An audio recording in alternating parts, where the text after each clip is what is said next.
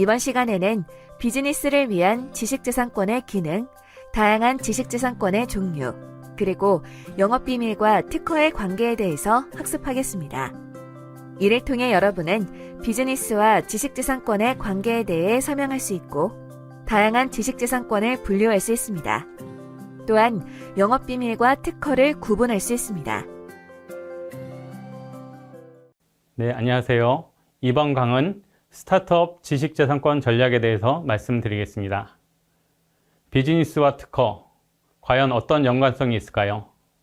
세계 정세와 국내 정세에 의해서 비즈니스는 많은 영향을 받아왔습니다. 1990년대의 IMF, 그리고 2000년대의 세계 금융위기, 그리고 최근에 코로나 사태에 의해서 비즈니스가 많은 영향을 받아왔는데요.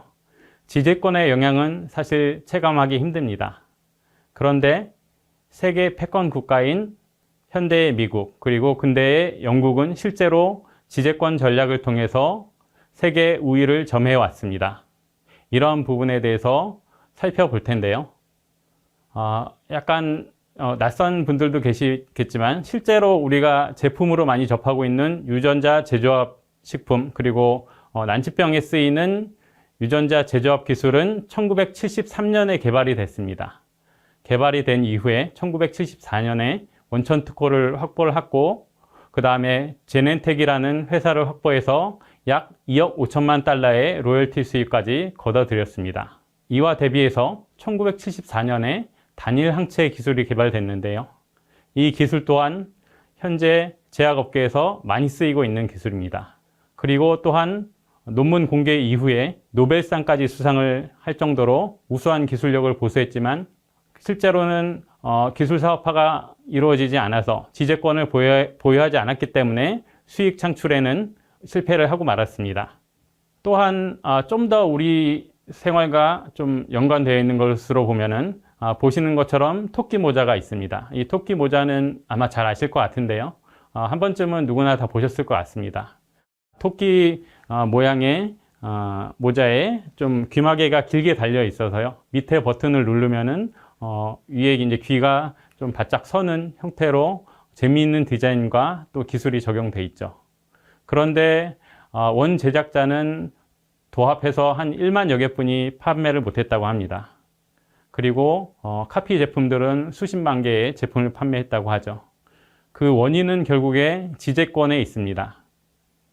이 제품은 전체적인 디자인도 디자인권으로 보호받을 수 있을 뿐만 아니라 특허도 결국에는 버튼을 눌러서 귀를 들어 올리는 방식도 특허로 보호를 받을 수 있음에도 지재권을 전혀 출원하지 않아서 등록받지를 못했고, 결국에는 카피 제품이 더 많이 팔리는 사태까지 발생을 한 것입니다. 이와 같이 지재권은 상당히 많은 우리 생활에 영향을 미치고 있고요. 실제로 지재권의 전통적인 기능은 크게 세 가지로 분류가 되고 있습니다. 그 하나는 아주 잘 아시는 후발업체를 견제하기 위한 독점적 권리를 부여하는 것이고요. 이것은 좀 공격적인 좀 측면이 있고, 반대로 방어적 측면에서는 우리가 어떤 신사업에 진출하거나 신기술을 개발할 때 다른 회사의 특허를 침해하지 않도록 주의하는 것을 방어적 기능이라 볼 수 있습니다. 또한 최근 들어서 더 강조가 되고 있는 부분인데, 지재권에 대해서 정부 지원 혜택이 아주 많습니다. R&D 사업에 지원할 때나 아니면은 보증이나 대출을 받을 때, 그리고 여러 가지 인증을 받을 때도 특허는 필수로 인식이 되고 있습니다. 그 다음으로는 회사의 밸류업을 유도하는 부분입니다. 특허는 특허 자체로서의 가치도 있어서 라이센싱이나 특허 양도 시에 비용을 벌어들일 수도 있는데요. 특히 최근에는 무형 자산이 강조되고 있고, 2015년 기준으로 S&P 500 기업들의 무형 자산 비중이 70%가 넘는다는 보고가 있을 만큼 무형 자산이 강조되고 있는데, 그 중에서도 특히 지재권은 아주 높은 점유율을 기록하고 있죠. 지재권은 결국에는 이러한 부분들이 포함이 되어 있는데요. 결국에는 자신의 기술을 공중에 공개함으로써 산업 발전에 기여하는 한편, 일정 기간 동안은 그 기술과 권리에 대해서 본인만이 행사할 수 있는 독점권을 보유하는 것을 그 내용으로 하고 있습니다. 한 예로서 제약 업계가 이제 특히 이제 중요한 예시가 되겠는데요. 신약을 개발할 때 필수로 특허를 아주 잘 내는 것이 중요하고, 실제로 이런 것들을 가지고 존속 기간이 만료됐을 때 경쟁사들은 카피약을 내놓고, 또한 본래 개발한 원 회사는 그것을 이제 좀 더 권리를 이어나갈 수 있는 계속적인 특허를 개발함으로써 서로 이제 산업 발전이 도모되는 현상이 발생이 되고 있습니다. 우리가 이제 지재권의 종류로서 이제 볼 수 있는 부분들이 어떤 부분이 있을까 살펴볼 텐데요. 우리가 매일 계속적으로 접하고 있는, 아주 제일 많이 접하고 있고 아주 친숙한 스마트폰의 예시를 들어보겠습니다. 스마트폰에 적용될 수 있는 지재권도 아주 많은데요. 이제 보시는 것처럼 이제 디자인권하고 특허권이 있습니다. 디자인은 전체적인 물품의 외관, 전체적인 형상도 되어 있고, 안에 있는 버튼이나 키패드 형상 같은 디자인도 디자인권으로 보호될 수가 있습니다. 그리고 특허권 또한 아주 중요한 보호 대상이 되겠죠. 원천 핵심 기술이 될 수 있는 배터리나 디스플레이, 통신에 대한 것들이 보호가 될 수 있는 영역입니다. 또한 저작권도 포함이 되고요. 우리가 이제 그 스마트폰에 포함이 되어 있는 멜로디나 아니면 여러 가지 이미지 같은 것들도 포함이 될 수가 있습니다. 또한 상표권도 아주 중요한 요소가 되겠죠. 아이폰이나 갤럭시처럼 그 스마트폰을 대표하는 모델명을, 브랜드명을 보호하는 것은 아주 중요하게 되겠습니다. 또한 실용신안권은 특허보다는 좀 약하지만 라이프 사이클이 짧은 주변 개량 기술에 대해서 보호를 받을 수가 있고요. 그리고 또한 널리 인식된 디자인, 트레이드 드레스라고 하는 부분은 부정경쟁 방지법에 의해서 보호받을 수 있는 부분이 있습니다. 이러한 지식재산권을 좀 풀어서 살펴볼 텐데요. 보시는 것처럼 여러 가지 보호 대상이나 등록 여건, 보호 기간은 권리마다 약간씩의 차이는 있습니다. 하지만 큰 틀로서 봤을 때 이러한 것들이 산업적으로 이용이 되면서 산업 발전에 기여할 수 있어야 되는 부분이 하나가 있고, 또 두 번째로는 선행 권리들과 차별성이 인정돼야 되는 부분, 크게는 두 가지가 아주 중요한 부분이 되겠습니다. 또 하나는 보호 기간의 차이가 되겠는데요. 특허나 디자인권 같은 경우에는 20년이 존속 기간으로 보장이 되고요. 상표 같은 경우에는 출원 이후에 10년 단위로 계속 연장이 가능합니다. 이것은 권리가 만료되면은 회사의 브랜드가 없어지는 거기 때문에 원하면은 계속적으로 연장이 가능한 부분이 있고요. 또한 저작권 같은 경우에는 창작 당시를 기준으로 하는 게 아니라 저작자가 사망했을 때를 기준으로 해서 70년간 보장이 됩니다. 그 다음으로는 우리가 이제 지재권과 관련해서 좀 알아보면 좋을 것 같은 두 가지에 대해서 말씀드리겠습니다. 크게 보면은 선출원주의라는 게 있고요. 선출원주의는 말 그대로 먼저 출원한 사람한테 권리가 보장된다는 겁니다.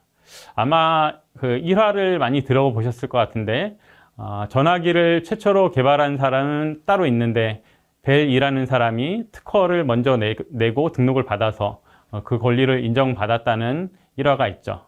그와 같이 이것은 법적인 권리이기 때문에 특허청에 정당한 권리를 주장하기 위해서 출원하는 부분이 중요합니다.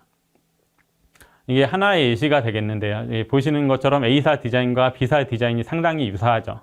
그런데 단 며칠 차이로 A사 디자인이 먼저 출원을 했기 때문에 등록을 받을 수 있는 사례가 되겠습니다. 또한 두 번째로는 자신 또는 타인의 공지에 의해서 신규성이 상실되는 부분입니다. 먼저 이제 자기 공지란 것은 보통 우리가 학자들은 어디 논문을 발표하러 가는 경우, 또는 회사 같은 경우에는 전시회 같은 데 참여하는 경우에, 최근에 CES 같은 것이 있었는데요. 참여하는 경우에 좀 간과될 수 있는 부분이 될 수가 있습니다. 좀 급하게 준비하다 보면은 먼저 출원을 하지 못하고 그런 데 가서 발표를 하고 자기 공지에 의해서 출원이 등록받지 못하는 부분이 발생할 수 있는데, 사실상 근데 이런 부분들은 어느 정도 구제할 수 있는 제도도 있고, 또한 출원도 좀 간편하게 해줄 수 있는 제도가 있습니다. 그런 부분들은 나중에 특허 강의 시간에 자세히 설명을 드릴 텐데요.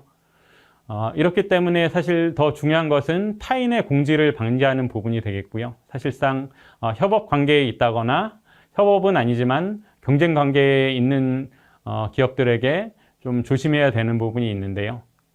예를 들어서 이 보시는 두 개의 의자가 거의 유사한 디자인을 채택을 하고 있는데 매터의 레그 체어는 어떤 전시회에서 공지가 되었고 사실상 이제 그 부분에 대해서 추후에도 디자인권을 신청하지 않았기 때문에 권리를 획득하지 못했습니다. 그래서 A사가 그것을 보고서 좀 유사한 디자인의 의자를 출시했기 때문에 사실상 신규성이 상실돼서 나중에 가서 자기가 이제 이런 것을 등록을 받으려고 해도 보호받지 못하는 사태가 발생을 한 것입니다. 그리고 또한 우리가 꼭 지재권으로만 보호를 받을 필요는 없고요. 영업 비밀로서도 보호가 가능한 부분이 있습니다. 영업 비밀이란 것은 크게는 세 가지 요건이 필요한 것이고요. 공공연히 알려져 있지 않고 또한 독립된 경제적 가치를 가지고 있는 것이 되어야 됩니다. 또한 상당한 노력에 의해서 비밀로 유지된 생산 방법, 판매 방법, 그 밖에 영업활동에 유용한 기술상 또는 경영상의 정보가 되겠는데요. 이런 것들은 결국에 산업적으로 이용 가능하면서도 먼저 알려지지 않은, 크게 보면은 지재권의 기본 롤하고 비슷하게 되겠는데요. 대신에 내부에서 공개되지 않고 보호하고 있는 것들, 상당한 노력이란 것은 예를 들어서 이제 내부의 하드웨어적인 시스템이나 여러 가지 제도적인 보호 노력들, 그리고 지속적인 교육과 같은 부분에 의해서 보호가 되는 것을 의미합니다. 흔히들 노하우와 유사한 개념으로 사용하는 경우가 많이 있습니다. 그 두 가지의 영업 비밀과 특허를 비롯한 지재권의 성격을 좀 비교를 해보면요. 영업 비밀 같은 경우에는 사실상 법적으로 보호가 되고 있다고 보기는 힘들지만 내부적으로 비밀로 유지 관리되고 있는 사실상태 보호를 의미하는 것이고요. 특허는 말씀드렸던 바와 같이 기술을 공개하는 대가로 일정 기간의 독점권을 부여받는 것입니다. 그리고 보호 대상 같은 경우에는 특허 같은 경우에는 사실 기술적인 부분이 되겠고 아니면 디자인이 되는데 약간 알려진 바와 같이 좀 영역이 제한되어 있죠. 그런데 영업 비밀 같은 경우에는 꼭 그렇게 제한되어 있지 않고요. 이런 보호받는 부분들이 상당히 넓게 포진되어 있습니다. 또한 절차 같은 경우에는 특허가 법적인 부분이기 때문에 절차나 기간들이 딱 법적으로 요건이 지정이 돼 있고, 또한 영업 비밀 같은 경우에는 특별히 등록이 불필요한 부분이 차이가 되겠습니다. 그만큼 이제 영업 비밀 같은 경우에는 결국에는 공개를 하지 않는 대신에 잘 보호만 된다면은 나중에 지속적으로 본인의 비밀을 이어갈 수 있는 부분이 있고요. 나중에 이제 침해 행위는 특허 같은 경우에는 정당한 권한 없이 특허권을 영업으로 실시하면은 침해가 되겠고, 영업 비밀은 주로 이제 다른 회사에서 빼내가는 형태가 되겠죠. 요즘에 많이 문제가 되고 있는 중국 기업들이 우리나라의 원천 기술을 빼가는 형태, 그런 것들이 되겠습니다. 노하우로 보호받기 위해서는 여러 가지를 고려해야 되는데요. 결국에는 연구개발 결과물의 성격과 목적에 따라서 특허를 출원할 것인가 또는 영업 비밀 보호를 선택할 것인가를 결정을 해야 되는 부분이 되겠습니다. 일반적으로는 크게 5가지 정도를 보면서 판단을 하게 되고요. 첫 번째로는 역설계가 가능한가. 역설계란 것은 어떤 제품이나 서비스 같은 게 있을 때 그런 것들을 좀 일종의 이제 분해를 하면서 어떤 기술이 포함되어 있고 기술 수준이 어떤가를 좀 파악을 해보는 것이고요. 이런 것들이 역설계가 가능하게 되면은 사실상 이제 특허로 출원하는 것이 훨씬 유리합니다. 그리고 기술이 공개되어 있을 때 피해가 우려된다면은 영업 비밀로 보호하는 것이 낫고요. 또한 비밀 관리가 사실상 힘든 경우에는 영업 비밀로 들어가는 것이 낫습니다. 그리고 침해 입증이 용이한가도 판단을 해야 되고요. 침해 입증이 용이한 경우에는 특허로 가는 것이 낫고, 침해 입증이 용이하지 않은 경우에는 영업 비밀로 가는 것이 낫습니다. 예를 들어서 우리가 그 겉으로 드러나는 기계 장치나 서비스 같은 경우에는 사실 침해 입증이 보통 용이한 경우가 많이 있는데요. 반대로 내부에 포함되어 있는 소재 아니면은 공정 같은 경우에는 사실상 그 생산에 참여하지 않는 이상은 알기 어려운 경우가 많이 있습니다. 이럴 때는 영업 비밀로 보호하는 것이 낫고요. 그리고 마지막으로는 기술 이전이나 IP 담보대출, 투자 유치와 같이 좀 특허권 자체, 권리로서의 행사가 필요한 경우에는 특허로 보호하는 것이 낫습니다. 스타트업의 지식재산권 전략에 대해서 강의를 마치겠습니다. 이번 시간에 학습한 내용을 퀴즈를 통해 확인해 보세요.